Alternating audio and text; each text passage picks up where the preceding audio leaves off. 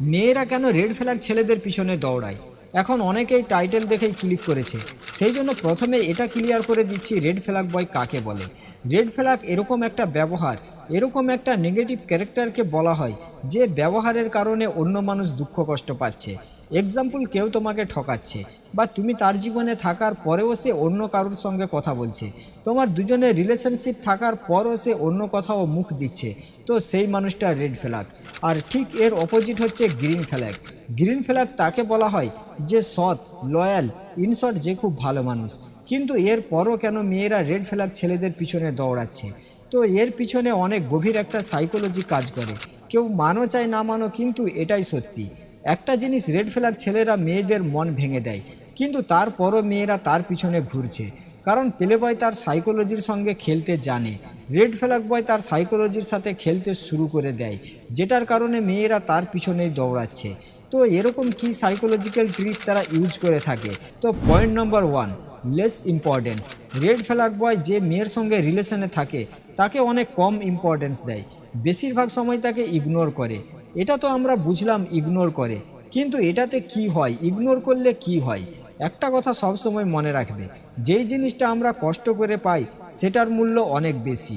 তো যে ছেলে তাকে ইগনোর করছে, তাকে ভাব দিচ্ছে না, সে তার পিছনে দৌড়াচ্ছে না, তখন সে মেয়ে এটা ভাবে যে বাকি ছেলেরা তো আমাকে দেখছে, কিন্তু এই ছেলে কেন দেখছে না? আর এই জিনিসটা সে তার মাইন্ডে ঢুকিয়ে নেয় আর তার পিছনেই পড়ে যায় যে একে আমি আমার জালে ফাঁসিয়েই ছাড়বো। এরকমই আরেকটা পয়েন্ট, এরকম মেয়েকে রেড ফ্ল্যাগ বয় অনেক কম ভালোবাসা দিয়ে থাকে।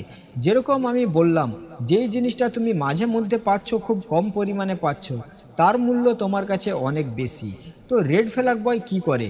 কখনো কখনো অনেক বেশি ভালোবাসা দেখায়, আবার কখনো কখনো তাকে একেবারেই ইগনোর করে। আর এটার কারণে সে মেয়ের মধ্যে একটা কিউরিওসিটি হয়, সে তার ভালোবাসা পাওয়ার জন্য তার পিছনেই পড়ে যায়। পয়েন্ট নাম্বার 2, একটা জিনিস খুব পরিষ্কার, যত রেড ফ্ল্যাগ বয় বলো বা প্লে বয় বলো, এদের পিছনে অনেক মেয়ে থাকে। যখন কোনো ছেলের পিছনে 3-4টা মেয়ে থাকে, তখন সেই ছেলের ভ্যালু সব মেয়েদের কাছেই বেড়ে যায়। এটাই ফ্যাক্ট। এটা এই কারণে মেয়েদের মধ্যে একটা ফ্যাক্ট হচ্ছে জেলাসি ফ্যাক্ট। যখন কোনো ছেলের পিছনে 3-4টা মেয়ে ঘুরছে, তখন সে মেয়ে এটা মনে করে থাকে যে এই ছেলেকে সবাই রেসপেক্ট করছে, এই ছেলের ভ্যালু অনেক বেশি, একে যদি আমার হাজব্যান্ড আমি বানাতে পারি তাহলে আমাকেও সবাই রেসপেক্ট করবে। কিন্তু যে ছেলে সাদাসিধা এত বেশি কোনো কিছু বুঝে না, তাকে কিন্তু কোনো মেয়ে ভাব দেয় না। মেয়েরা তাকেই পছন্দ করে, তাকেই বয়ফ্রেন্ড বানাতে চায় যার পিছনে 3-4টা মেয়ে ঘুরছে। কারণ মেয়েরা এটা দেখে তার ভ্যালু পরিমাণ করে। সে এটা মনে করে যে এ ছেলের পিছনে এতগুলো মেয়ে ঘুরছে, মানে আমি যদি একে পটাতে পারি তখন সবাইয়ের কাছে আমার ভ্যালু বেড়ে যাবে। Point number 3, handsome. যত রেড ফ্ল্যাগ ছেলে বলো বা প্লে বয় বলো, সবাই কিন্তু হ্যান্ডসাম হয়ে থাকে। কারণ যাকে দেখতে খারাপ, দেখতে অতটা সুন্দর নয়, এরকম ছেলেকে তো কোনো মেয়ে পোছেই না। সেই জন্য রেড ফ্ল্যাগ ছেলেরা দেখতে সুন্দর হয়ে থাকে, কিন্তু কেউ কখনো এটা জানার চেষ্টা করে না যে সেই ছেলেটা প্লে বয় কেন হয়েছে। তো কোনো ছেলে প্লে বয় হওয়ার পিছনে দুটো কারণ থাকতে পারে।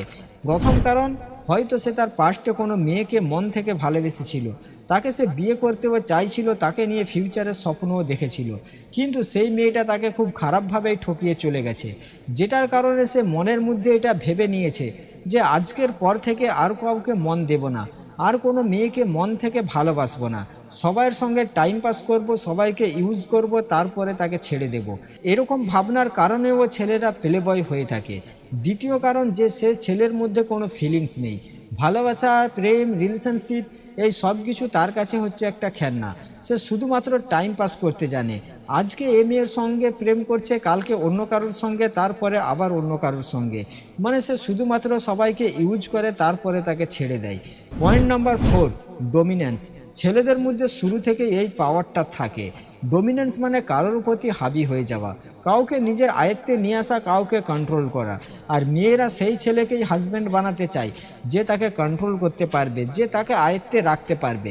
নাম্বার 5, সোশ্যাল মিডিয়া আর মুভিজ। সোশ্যাল মিডিয়া আর মুভিজের মাধ্যমে এইগুলো জিনিস দেখানো হয়েছে, বিশেষ করে বলিউড মুভিজ, যেরকম student of the year, status update, এগুলো মুভির মধ্যে এটাই দেখানো হয়। যখনই কোনো একটা হ্যান্ডসাম স্মার্ট ছেলে কলেজের মধ্যে এন্ট্রি করছে, তখন কলেজের প্রত্যেকটা মেয়ের চোখ তার দিকেই পড়ছে। আর মানুষ এরকম মুভি এরকম একটা বয়সে দেখে যেটা দেখার পরে সে এটাকে রিয়েলিটি বলে অ্যাকসেপ্ট করে নেয়। সে এটা মনে করে যে এরকম আমাদের রিয়েল লাইফেও ঘটবে, কিন্তু মুভির মধ্যে যেটা দেখানো হচ্ছে আর আমাদের রিয়েল লাইফ, এই দুটো জিনিসে আসমান জমিনের পার্থক্য। কিন্তু মেয়েরা এটা অ্যাকসেপ্ট করে নেয়। Point number 6, ইম্যাচুয়ার।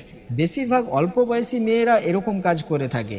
সে এটা মনে করে যে এই ছেলেকে দেখতে এত সুন্দর, এর পিছনে এতগুলো মেয়ে ঘুরছে, একে তো আমি পটাবো, আমি আমার জালে ফাঁসাবো। কিন্তু সে এটা জানে না যে তার সঙ্গে তার ভবিষ্যৎ নষ্ট হয়ে যাবে। সে শুধুমাত্র তখন তার বর্তমানের কথা ভাবে। কিন্তু অ্যাকচুয়ালি মেয়েরা মন থেকে এটা ভাবে যে আমার জীবনে এরকম কেউ থাকবে যে আমাকে অনেক ভালোবাসবে, যে আমার অনেক কেয়ার করবে। কিন্তু বাস্তবে মেয়েরা এরকম করে না। বাস্তবে মেয়েরা সেই ছেলের পিছনেই ছুটে যে তাকে ঠকাচ্ছে, যে তাকে মিথ্যা কথা বলছে। সেই জন্য বলছি, যে ছেলে তোমাকে সত্যিই ভালোবাসে, হয়তো সে হ্যান্ডসাম নয়, দেখতে অতটা সুন্দর নয়, কিন্তু সে ছেলে তোমাকে মন থেকেই ভালোবাসে, তোমারও উচিত সেই ছেলেকেই ভালোবাসা। একটা জিনিস সবসময় মনে রাখবে, যে তোমাকে পছন্দ করছে, যে তোমাকে ভালোবাসছে, যে তোমার রেসপেক্ট করছে, তুমিও তাকে পছন্দ করো, তাকে ভালোবাসা দাও, তার রেসপেক্ট করো। কোনো রেড ফ্ল্যাগ বয় বা প্লে বয় এর পিছনে পড়ে কখনো নিজের জীবনই নষ্ট করে ফেলো না। এরকম ছেলেকে ভালোবাসো যে তোমাকে সত্যিকারেরই ভালোবাসে।